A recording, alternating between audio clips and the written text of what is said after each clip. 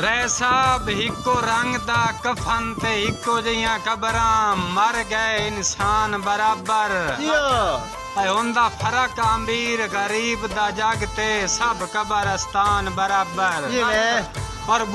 गुनेगार ओसां तां दोज़ख सड़सी तेरी मेरी जान बराबर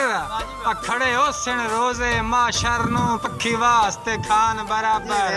रा साहब के अस्सी कमले नहीं तुसी अंदरों अंदरों साथू दिल बार दूर हो गए हो किसे होर दी नजमी अखियां दा शक पाउंदा है नूर हो गए हो और तुसी अगे तरह साडी परवाह नहीं रखदे मेरा चंद मगरूर हो गए हो और साडा रब वारे से उन्हां नाल निभाओ जिदे बहु मजबूर भाई आशिक के चंगे वक्त च रुस्सिया दुख कोई ना मुंह खिच मुड़ना ना या अबे शाकी मददा ना देंदो मेरा मान तरोड़ना ना या और ऐसा बकंडा मांग में बख्त दी चढ़तल दा मेरे जिगर च पोड़ना ना या हुंदा जुर्म ता दर्द नाराजगी कायनाई मैनू कहीं पीछे छोड़ना ना या रा साहब के नवी संगत दे शौक तू सट गते आए मोढे जोड़ के गैरा नाले रा गत नहीं माए मजबूर दे सिर तू कुछ सोच मेरा भाई वाले ते मेरी तारे गिनदे अनब वैसी रखी इतना सजण ख्याल है कशनूद नु लुट के जिंदगी सारी डीवा कोई नहीं सकना बाय रे साहब काला अपने संगत बनावन ते मुड़ बद्धे नहीं आप लड़ाई दे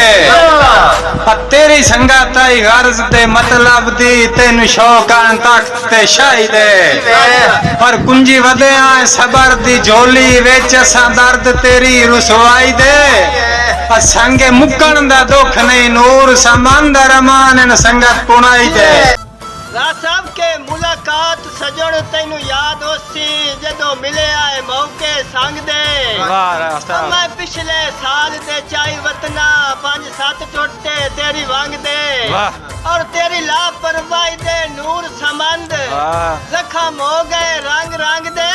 अपना छोड़ लड़ाइयां रस वंजिए इंजे बीच न वेख मलंग दे रे साहब मेरे दिल मजबूर दे ताज महल दी वसनीक रहा है जड़ा छोड़ गया है तू अपने मुस्तकबिल दे नक्शे नवे लीक रहा है जड़ा छोड़ गया है और आसा बोयो वाकिफ कुल कमजोरियां तू जो नजदीक रहा है जड़ा छोड़ गया है